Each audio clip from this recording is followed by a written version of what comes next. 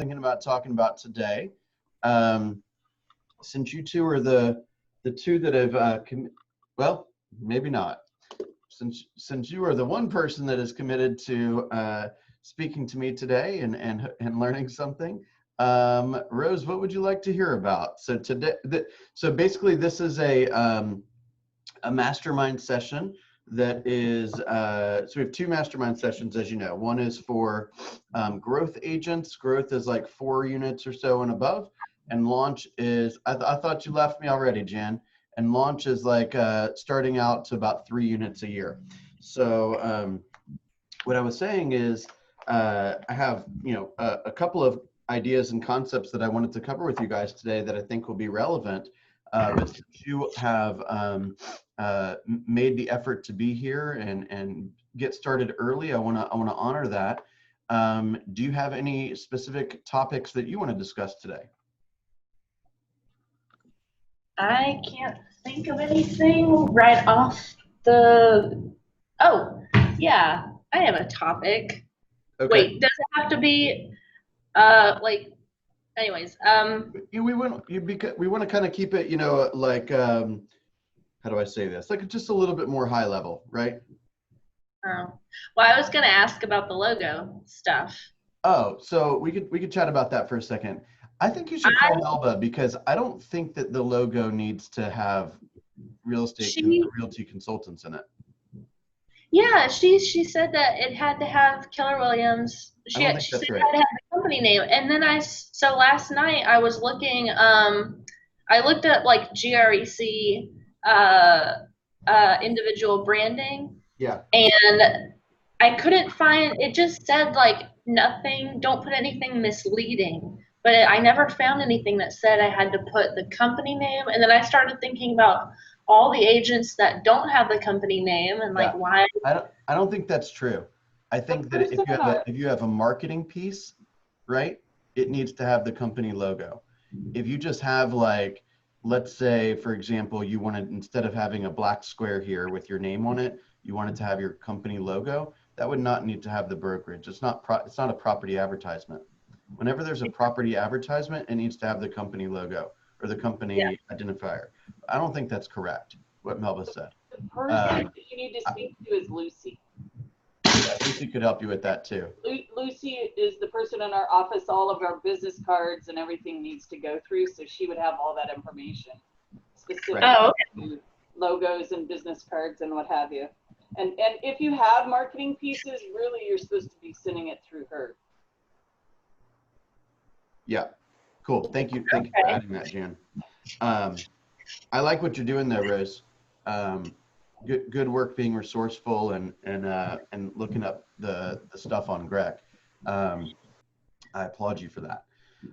Okay, are either of you taking Bold right now? No, I am, I don't know, hesitant to take it. Have you ever taken it before? Never. I've heard mixed messages from it, so I'm a little nervous to pull that trigger. If you don't get anything out of Bold, which, and Bill's going to kill me when I say this, I'm not, a drink the company Kool-Aid kind of person. It's the mindset you get from Bold is amazing. And every time, this is my 4th time taking it, and every time I take it, I get some new piece of something that I can use in my business, but I also get a reminder of all of the most important things that I should be using in my business every day. And it's worth every penny you pay for it just for that. It is hard though. It's very hard. What do you think, Bill? Don't you think it's hard? Well, yeah, but so is success, right? Right. I think I was hoping you would chime in. I believe that Bold changes the way you think. And when you change the way you think, it opens the door for everything in your life to change, right? From your personal priorities to your business priorities, to the way you handle your friends and family, to the way you take care of yourself, to the way that you spend your time. It gives more opportunity for everything to change in your world. This is the 10th time I've taken Bold. I took Bold 4 times as an agent, 4 times as a leader, and now 2 times in Bold Pivot, or this is the 2nd time.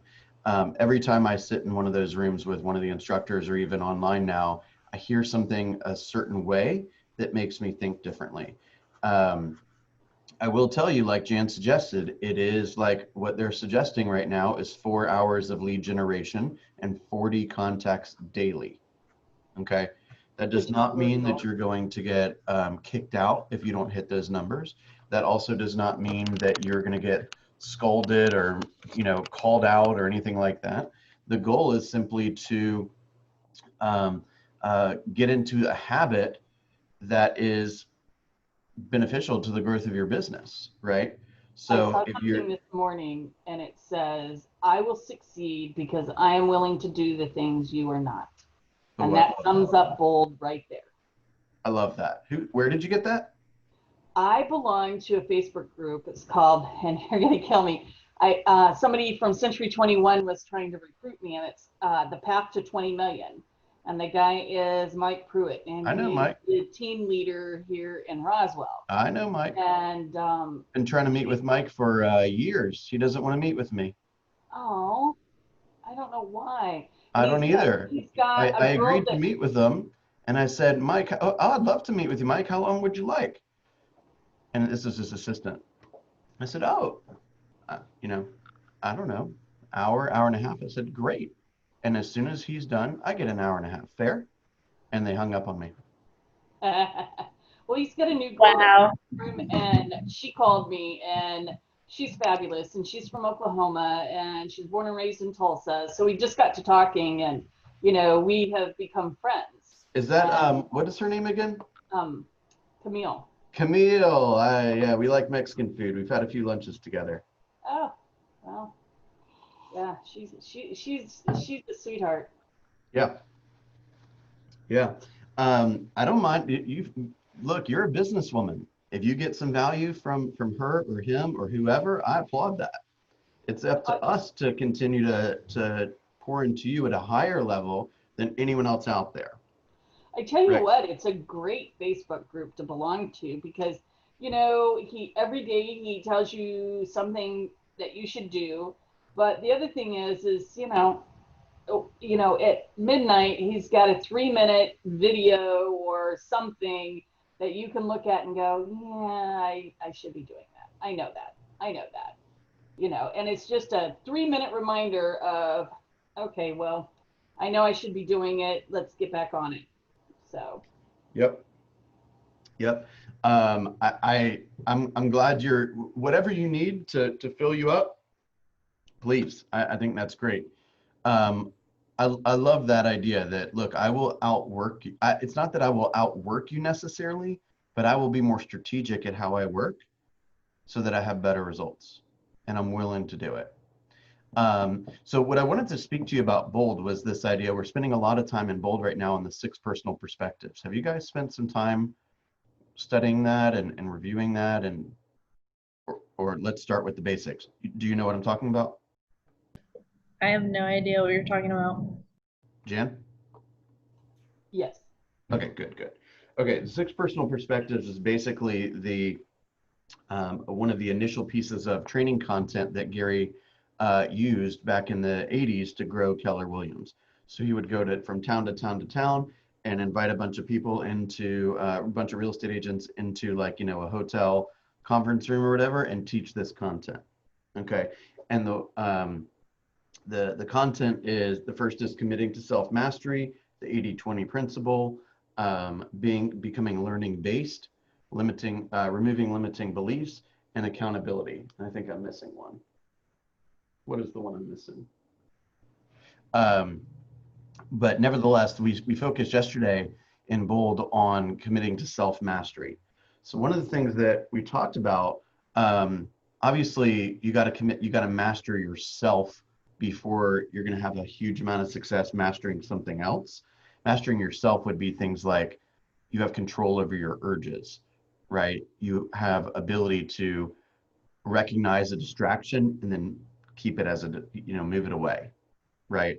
It would be like, and we all struggle with this. This is going to be a lifelong challenge. I know I should only eat 3 pieces of pizza, but sometimes I have 4, right?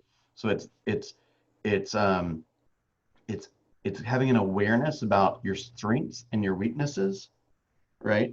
It's having an awareness about how you spend your time, what you focus on, who you surround yourself with, and it's constantly looking to improve. The one thing that I wanted to speak with you guys about is this idea of mastering something in your business, right? I took that away yesterday, and I have to tell you, I was walking in my pool while I was listening to Bold, which was great for me. It's a great excuse to be in my pool and give myself permission, but it was also a great way for me to really focus on it because my phone was someplace else, my computer was someplace else. So I was listening to it intently, and that was probably the best piece that I took from yesterday. Yeah. And my big thing is social media, and I know that I need to master it, and I have not. And so that's what I have committed to mastering this year. Last year it was command. This next year is going to be all about social media for me. Beautiful. So what I would encourage you to do is what they said is if you don't know what it is or what it should be, I want you to focus on listings, right? The listing world, right? The pre-listing package, the listing presentation, all of the collateral that you might use, all of the scripts and objection handlers that you might use, right?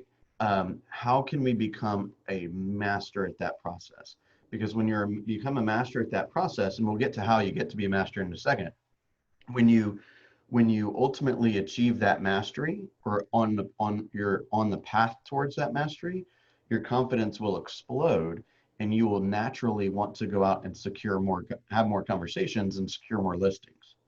So how do we get a chance to, what does that mean? So Jan says, oh, I want to be a master at social media. So what happens next?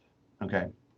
My recommendation for what should happen next is there should be no shadow of a doubt, right, that Jan, if I watch her work or if I look at her calendar or if I watch the way she conducts herself, there should be no question what she's aiming to master, right?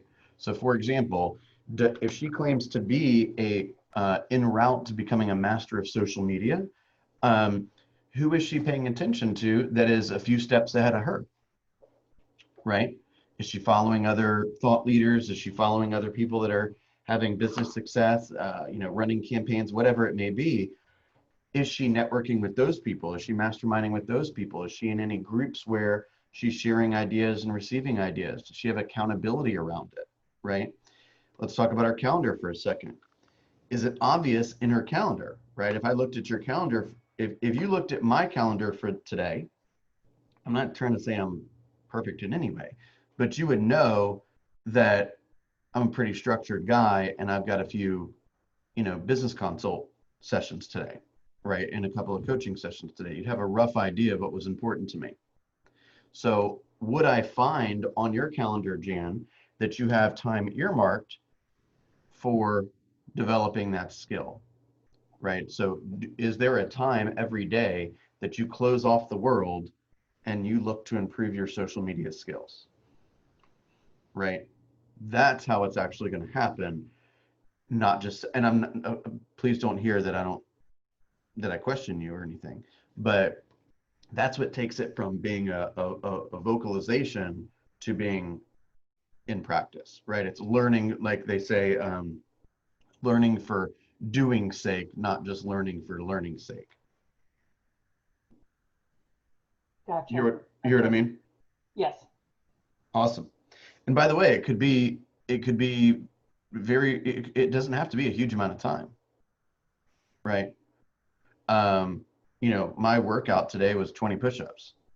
I don't know if that's going to be effective or not, but at least I did something. You see what I'm saying? Yes. If you didn't do 20 push-ups today, then I out-pushed you up. Does that make sense? Oh, yeah, you out-pushed me up. I out-pushed you up, So I guess one of the things that we should talk with respect to the two of you is, okay, so Jan, great, you're ahead of most people. You've identified what you want to become the master of. So now your biggest obstacle is what time is that going to happen during, and who are going to be my mentors, right? Who knows what I don't know, and who is having the success that I have a desire to have, right? And then that should be, you earmark the time to build your network, if you will, right? And you build the time to actually study it. Okay, so Rose, let's say you're in thought on what part of this business you'd like to master. So a couple different things that you could think of are, it could be technology related, it could be presentation related, it could be a certain type of lead generation, right? It could be, I'm going to become the master of open houses, or I'm going to become the master of tax liens, or I'm going to become the master of helping divorced couples, or I'm going to be the master of working with investors, or whatever it may be, right? Until you find out what it is, my recommendation, or maybe the first thing that I would master, Jan, you've probably got this kind of figured out already, is the listing presentation. Yes. Yes. The more listings that obviously the more listing appointments you go on, the more you'll take, right? But we all have this kind of feeling in our gut that if we don't know how to deal with a kind of a seller that maybe not be realistic on the price, or maybe not realistic on the market, or is not overly cooperative, these kind of things, then we just kind of freeze, and we say, oh, I don't want to, I'm nervous to work with this person. I don't know what to do. So I think I just won't make the phone calls. Right. It's difficult, but if it's once again the E to P, moving from entrepreneurial to purposeful. And if it's with anything, like listing presentations is a good example, is that, Annabelle, if you master that presentation,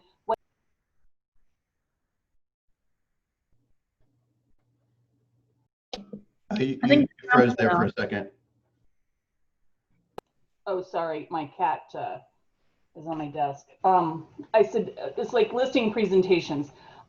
It's like, what do listing presentations look like to you? And I mastered them at a high level, but I mastered them in insurance. So I took what I learned in insurance and applied it to what I learned in real estate, and have combined the two, and I can do a pretty high level listing presentation that suits my personality. Beautiful. And I assume you have maybe typed it up, you've printed it out, you've read it over and over, you feel comfortable with that presentation, you have any type of collateral that helps you make that presentation. Is that right? I don't use a whole lot of collateral. I use a personal approach. I use a what can I do for you? How do I help you approach? And yep. I have mastered my value proposition, as it were, my marketing plan and what I do for my clients that is different and better for them. Right. So, but Chart Masters is something that I've really been working on to incorporate into my business, because one of the issues that I do have, although I set expectations, it's getting people to believe pricing strategies. Yes. So that is, so that's something that in my listing presentation I have to work with. That's perfect. And just because you don't, like, for example, today I have over the last couple of days, I have taken the Bold Classic listing presentation, the Bold 2.0 listing presentation, the old pre-qualification questions, the new pre-qualification questions, the Bold listing presentation, Bold Pivot listing presentation, kind of combined it all, and in my opinion, crafted what I think takes the best of all of that. and I've typed that up. The only thing that is missing from that is the pieces of collateral from Chartmasters, which I plan to do today. So as we all know, nobody wants to sit through an 80-page presentation on every single Chartmaster slide. However, my plan is to have 6 or 7 or 8 slides in Chartmasters that I think are the most telling, and depending on whether I need them or want to use them, or I feel like the client would benefit from seeing third-party evidence of what I'm saying, then I will be able to bring them out, right? So if they say, oh, let's try it at 325, and then in 2 weeks we'll go down to 300. I say, well, you know, I respect that you're saying that. I do have a concern with you, or concern about that strategy. Would you mind if I shared it with you, right? And I say, watch this. Here's what will happen if we do it that way. Here's what will happen if we do it my way, right? Having heard that, does that change your opinion at all, right? Where do you think we should position ourselves today so that we can sell your home, right? And it's just another piece of collateral or another piece of supporting evidence that I could bring in, right? So if they say, well, you know, I want to sell the home quick. Okay, well, if you want to sell the home quick, well, look what happens to the number of homes on the market for a certain number of days if you do need a price reduction versus on the market for a certain number of days if you don't need a price reduction, right? Tell me what you think about that. So many of these third-party slides. Oh, Jan, we got a video and everything. You look like you're ready to work. I did my hair this morning. It's Ooh, look at you. You got the shift book behind you. Man, you are ready. What's that sign say? Oh, it says, stay positive, work hard, and make it happen. Man, I need one of those. All right, you got go to wine night with the girls. You got this the Zoom thing figured out. Good for you. Oh, I don't know about that. But. So what I believe is, I lost my train of thought. What was I saying? Oh, the Chartmaster slides, right? So you have these this third-party evidence that when necessary, right? If you happen to be speaking with somebody that really wants to see some stats or some graphs or something, you can bring them out. If if everything is going smoothly and people aren't really fighting you too much on price and they're not fighting you too much on the process or the commission or anything like that, no need to. One of the other things they talked a lot about in Bold, I think it was the Friday coaching corner, was don't sell past the contract or don't sell past the agreement. Is that the phrase they used, Jan? I don't remember, like, because I haven't gotten all the way through that one. Once they agree to work with you, just get the paperwork signed and get out of there. Right? You've done your part. Move on. Okay. So something, Bill, I wouldn't mind, and maybe we just ask around and see who else wants to do it, is a Chartmasters practice class. So practicing speaking strategies around Chartmasters, because Chartmasters is one of those things, unless you use it, you understand it meticulously, you could appear to be a real idiot if you don't understand the slides that you're using. And so maybe if we just have, a Chartmaster practice class.